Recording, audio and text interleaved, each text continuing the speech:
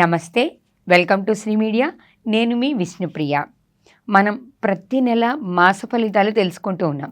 ఇప్పుడు కూడా ఏప్రిల్ నెల మాస ఫలితాలు తెలుసుకుందాం. మన 12 రాశుల వాళ్ళకి ఏప్రిల్ నెలలో ఎలా ఉండబోతుందో తెలుసుకుందాం. అన్ని నెలల కంటే కూడా ఏప్రిల్ నెల విశేషమని చెప్పాలి. ఎందుకు? ఉగాది వస్తుంది కదా. క్రోధినామ సంవత్సరం మొదలవుతుంది. క్రోధినామ సంవత్సరానికి ఉగాదికి సంబంధించిన పంచాంగం కూడా మన ఛానల్లో ఉంది. మీరు ఆ పంచాంగ శ్రవణాన్ని కూడా చూడండి. దాని లింక్స్ కూడా కిందిస్తాం. అలాగే ఇప్పుడు ఏప్రిల్ నెల యొక్క మాస ఫలితాలు తెలుసుకోబోతున్నాం. మనతో పాటు ఉన్నారు గురువుగారు రవీంద్రనాథ్ సిద్ధాంతి గారు, వాస్తు జ్యోతిష్య పండితులు. చాలా వీడియోస్ చేశాం గురువుగారితో. ఇప్పుడు మాత్రం మన ప్రేక్షకుల కోసం ఏప్రిల్ నెల మాస ఫలితాలు 12 రాశుల వాళ్ళకి ఎలా ఉందో గురువుగారి మాటల ద్వారా తెలుసుకుందాం. నమస్తే గురువుగారు. నమస్కారం తల్లి. మీరు ఇప్పటివరకు ఉగాది పంచాంగం చెప్పారు, చాలా విషయాలు చెప్పారు మన ప్రేక్షకుల కోసం. ఇప్పుడు మనం ఏప్రిల్ నెలలో మాస ఫలితాలు, మనం ఇంతకుముందు చెప్పుకున్నట్టు మనకి 12 రాశులు ఉన్నాయి కదా. ఈ 12 రాశుల వాళ్ళకి మాస ఫలితాలు అనేవి వేరుగా ఉంటాయి కదా గురుగారు. ప్రతి మాసంలోనూ ఫలితాలు మారుతూ ఉంటాయి కదా. ఇప్పుడు మనం ఏప్రిల్ నెల వాటి గురించి తెలుసుకుందామా గురుగారు? దైవ ప్రార్థనతో ఏప్రిల్ నెలలో మకర రాశి వారి యొక్క రాశి ఫలితాలు ఎలా ఉన్నాయో తెలియజేస్తారా గురుగారు? తప్పకుండా. మకర రాశి స్థిర రాశి. మకర రాశి వారు వీళ్ళని మొండివారు అని కూడా అంటారు ఎక్కువగా. అంటే మనకు వీళ్ళకు పట్టుదల ఎక్కువగా ఉంటుంది. ఏదైనా ఒక కార్యం అనుకున్నారంటే దాన్ని సాధించే వరకు ఊరుకుండరు అనేటువంటిది సింహరాశి తర్వాత మకర రాశి వాళ్ళు 2వ స్థానంలో ఉంటారు. అయితే వీళ్ళు ఎట్లా ఉంటారంటే చాలా మటుకు వీళ్ళు అనేక జాగ్రత్తలు తీసుకోవడం వల్ల వీళ్ళు ఏమనుకుంటారంటే మేము ఎవ్వరికీ అర్థం కావద్దు, అర్థం కాము అనుకుంటారు. అదొక్క మైనస్ ఉంది వీళ్ళలో. ఇది గమనించరు వీళ్ళు.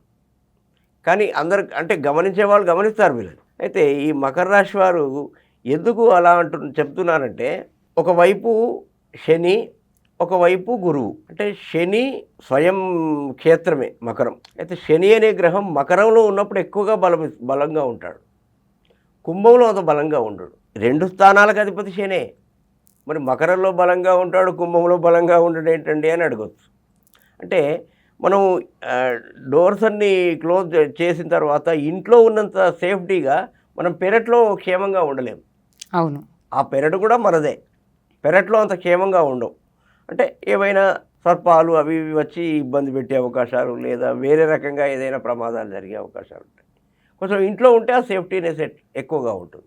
అట్లా శని మకర రాశిలో ఉన్నప్పుడు బలవంతుడు, కుంభరాశిలో ఉన్నప్పుడు కొంచెం తక్కువ బలవంతుడు. అంటే ఫలితాలను మకర రాశిలో ఉన్నప్పుడు చక్కటి ఫలితాలు ఇస్తాడు, కుంభరాశిలో ఉన్నప్పుడు చక్కటి ఫలితాలు ఇవ్వడు.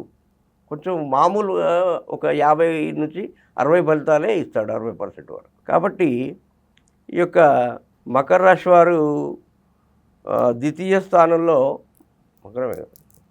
మకర రాశి వారు ద్వితీయ స్థానంలో శనితో కుజుడు ఉండడం వలన ఎంత మౌనంగా ఉన్నా ఏదో ఒక మాట మాట్లాడి కలహాలకు దారి తీసుకునే అవకాశం ఉంది. అంటే వాళ్ళు అనుకుంటారు, ప్రొద్దున లేచి వాళ్ళు నేను బయటకు పోతున్నా, ఎవరిని ఏమన్నా ఉద్యోగులను ఎవరిని కించపరచను, నా పని ఏదో నేను చేసుకుంటాను అనుకుంటారు. కానీ అంతా అయిపోయి సాయంత్రం కూడా అయింది, గురుగారు చెప్పాడు కదా ఏమో వద్దని, ఏమీ కాలేదు, ఇవాళ నేను ప్రశాంతంగా ఇంటికి వెళ్తున్నా, 1 కిలోమీటర్ అయితే ఇంటికి వెళ్తా అనేటప్పుడు ఏదో ఒకటి అవుతుంది అక్కడ ఆఖరి నిమిషం. కాబట్టి మీరు తీసుకునే జాగ్రత్తతో పాటు మీరు శనికి అధిదేవత వాస్తవానికి విష్ణు అని చాలామంది చెప్తారు. కానీ శనికి చాలా ప్రీతికరమైనటువంటి వాడు సదాశివుడు. శివుణ్ణి ధ్యానించడం వల్ల శని శాంతిస్తాడు.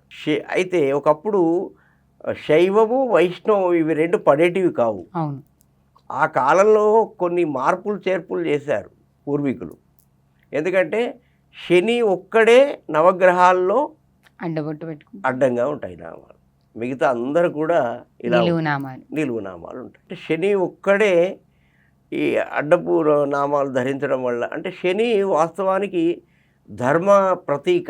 ఆయన ఎవ్వరికి చెడు చేయడు, ఎవరి ఫలితాన్ని శని just like a postman నా దృష్టిలో.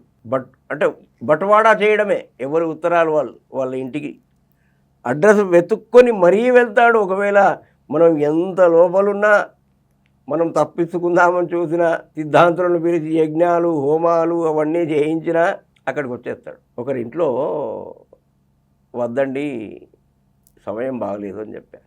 మీరు చేయండి అన్నారు. ఒక పాశుపత హోమాలు చేస్తాం. పాశుపత హోమాలు చేస్తుంటే వద్దండి ఇప్పుడు ఈ మధ్యలో వద్దు అని చెప్పాను. అయితే వాళ్ళు ఏం చేశారంటే గురువుగారికి తెలియకుండా వేరే వాళ్ళను, అంటే నాకు తెలియకుండా వేరే వాళ్ళతో మాట్లాడుకొని హోమం చేశారు. హోమం చేసేటప్పుడు వాళ్ళు చివరికి నైవేద్యంగా సిరా లేదా చిత్రాన్నం, పులిహోర చేయమన్నారు. గ్యాస్ సిలిండర్ పేలిందమ్మా. గ్యాస్ సిలిండర్ పేలితే ఒక్క 2 నిమిషాల్లో 50 మందితో నిండి ఉన్న ఇల్లు మొత్తం ఖాళీ అయింది. ఎవరు లేరు. ఎట్లా ఉంటారు అంటే కొన్ని ఎట్లా ఉంటాయంటే అది వాక్శుద్ధి అందామా, భవిష్యత్తును ముందే అనలైజ్ చేయడం అందామా. నేనైతే భవిష్యత్తును ముందే అనలైజ్ చేయడం అంటాను. కాబట్టి కొందరు నిష్ఠగా ఉండేటువంటి వాళ్ళను, వాక్శుద్ధి ఉన్నటువంటి వాళ్ళను, వాళ్ళ చేత ఆశీర్వాదం తీసుకోవాలి తప్ప వాళ్ళను, అంటే మన స్వప్నంలో కూడా వాళ్ళకి కీడు కోరకూడదు. కాబట్టి ఇక్కడ ముఖ్యంగా మనకు మకర రాశి వాళ్ళు, వీళ్ళు ఈ నెలలో తులారాశి వాళ్ళలాగా కొంత మౌనంగా ఉండి జాగ్రత్తలు తీసుకుంటే చాలా బాగుంటుంది వీరికి. తర్వాత తృతీయ స్థానంలో అన్నదమ్ములు, అక్కచెల్లెల స్థానంలో ఎంత మంచిగా వాళ్ళతో ప్రవర్తించినా, వాళ్ళకి ఎన్ని కట్న కానుకలు ఇచ్చినా వాళ్ళతో వైరం ఏర్పడే అవకాశాలు చాలా మెండుగా కనబడుతున్నాయి. ఇక వీళ్ళకు ఒక్క శుభసూచకమైన విషయం ఏమిటంటే వీళ్ళు గృహ నిర్మాణం చేపట్టే అవకాశం ఉంది ఈ నెలలో, ఏప్రిల్ నెల. ఇది ఒక్కటి మాత్రం శుభసూచకం.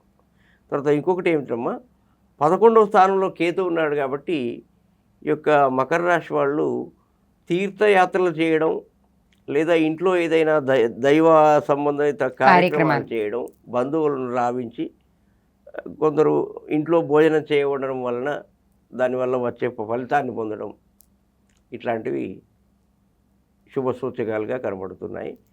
కాబట్టి వీళ్ళు కేవలం కొంత మౌనాన్ని పాటించడం ఎంతైనా మంచిదిగా ఈ యొక్క మకర రాశి వారికి సూచన. వీరు ఏమీ అవసరం లేదు, సాయంత్రం సంధ్యావేళ హిమవత్పర్వతం నుండి సాంబ సదాశివుడు శ్రీశైలానికి వెళ్తాడు సాయంకాలం. ఏమీ చేయకండి, వీలైతే ఒక అగరబత్తి ముట్టించండి, లేకపోతే ముట్టించకండి. సాంబ సదాశివ సాంబ సదాశివ సాంబ సదాశివ సాంబ సదాశివ ఒక్క 5-10 నిమిషాలు చేయండి చాలు. సంతోషపడిపోతాడు. ఒక్కసారి ఇలా చూస్తాడు మీ ఇంటి వైపు, చాలు. అన్ని గ్రహ దోషాలు కొట్టుకుపోతాయి. స్వస్తి. ధన్యవాదాలు గురుగారు.